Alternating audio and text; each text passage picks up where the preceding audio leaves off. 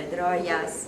Toe die winter om sleepvlek teen die donker nag aanvly, trek die maan haar rug krom vir die ysige wind teen haar lyf. En te vergeefs probeer die kagel die koue met sy asem verdryf.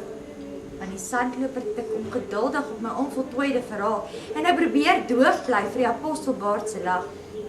Maar verbeel ek my of dra hy Skoppensboer se jas? Ek wil nog skree wag, want my pen vier teen 'n swerwershart.